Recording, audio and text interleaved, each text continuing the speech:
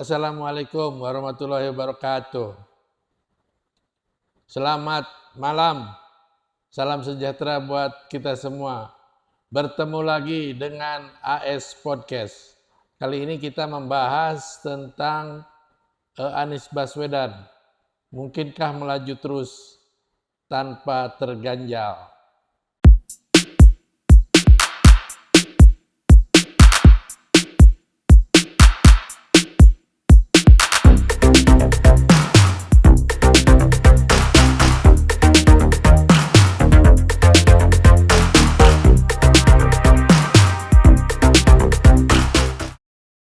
Baru saja sehari atau 2 hari yang lalu, hari Jumat, kalau tidak salah Kamis Jumat itu rangkaian PKS mendeklarasikan secara resmi Anies Baswedan untuk menjadi bakal calon presiden.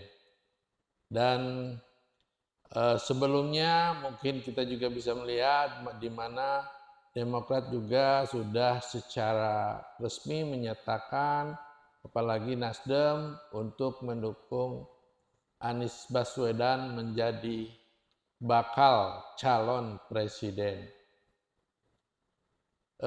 Saya rasa semakin hari semakin tidak lagi terbendung Anies ini untuk terus melaju menjadi calon presiden. Memang ada keuntungan tersendiri ketika tahun 2022 sebelumnya, yaitu tahun 2002 ya, Anies Baswedan dipecat jadi menteri oleh Jokowi karena ya mungkin ada suatu hal yang tidak berkenan, tidak sesuai dengan platform yang diambil oleh Pak Jokowi. Tapi dari pemecatan tersebut justru Anies kemudian terpilih menjadi gubernur DKI Jakarta, sampai akhirnya juga diberhentikan oleh Presiden Jokowi dengan hormat. Ya, pengalaman itu justru menambah nilai plus buat Anies Baswedan karena memang kesalahannya dipecat karena kesalahannya tidak terlalu jelas, sehingga masyarakat timbul simpati, empati, bahkan menjadi tidak empati terhadap orang yang memecatnya. Itu perjalanannya. Walaupun tetap terus dikejar oleh isu politis yang mengatakan bahwa Anies adalah politik dan menjalankan politik identitas. Tapi menurut saya identitas sendiri nggak jelas ya. Apakah identitas itu, hampir semua punya identitas orang berpolitik. Nggak mungkin orang berpolitik tanpa identitas. Nah, harus disepakati dulu memang apa sebenarnya itu identitas ya, karena identitas manusia itu punya identitas, tidak mungkin semua menjadi sama.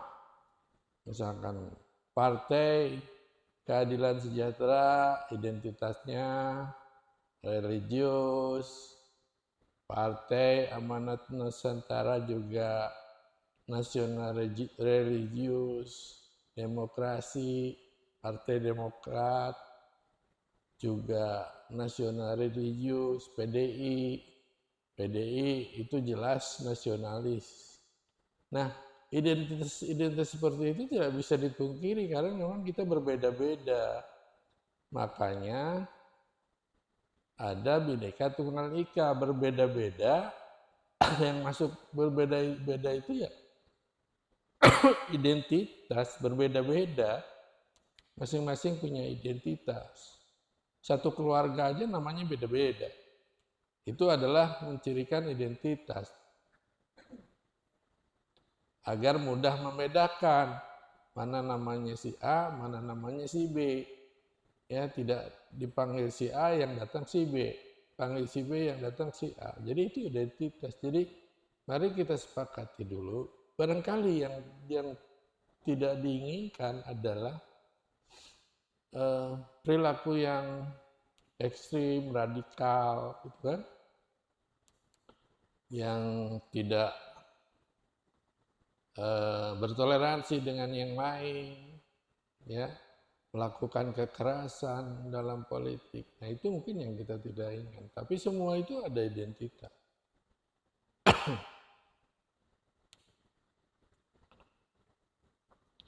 Saya yakin, ya, Anies itu akan jalan terus, ya, karena penghalang yang paling besar yang selama ini dipasang oleh para oposisi, oleh ada para pembenci daripada Anies yang kerjaannya tiap hari ngebully Anies, ya, malah ada partai yang kerjaannya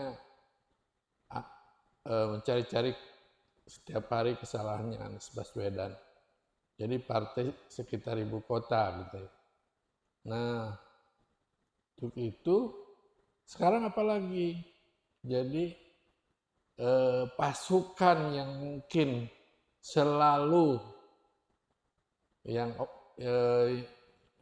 selalu melabel setiap oposan yang beroposisi dengan pemerintah yang tidak disukai oleh sekelompok orang, ya, sekelompok oligarki, atau kalau saya lebih tajam lagi korporasi, yang mungkin kebijakan Anies di Jakarta itu sangat menyakitkan mereka. Dan sekarang saya kok merasa akan maju 7. Terus kenapa? Karena ada satu pasukan yang disebut Satgasus Merah Putih yang dipimpin oleh Sambo yang sekarang sudah terhukum mati, tapi masih banding dan kasasi, itu sudah dibubarkan. Ya, itu adalah orang-orang satu kelompok yang memang siap diperintah untuk menjegal siapa saja yang ditenggarai melakukan politik identitas, yaitu yang ditenggarai beroposisi dan tidak sepaham dengan pemerintah. Saya rasa itu pendapat saya.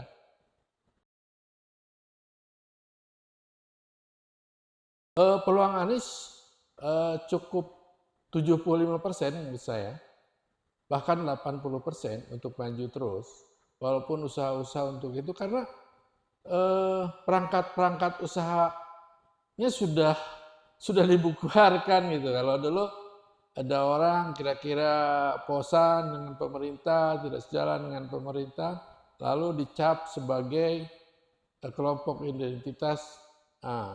Satgasus selalu itu mengganggu, bahkan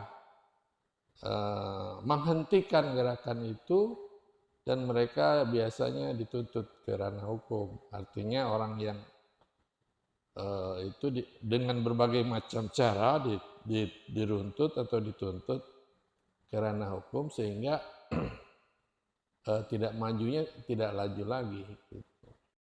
Saya rasa itu yang bisa saya berikan saat ini. Wassalamualaikum warahmatullahi wabarakatuh. Tolong share, like, and subscribe. Jos.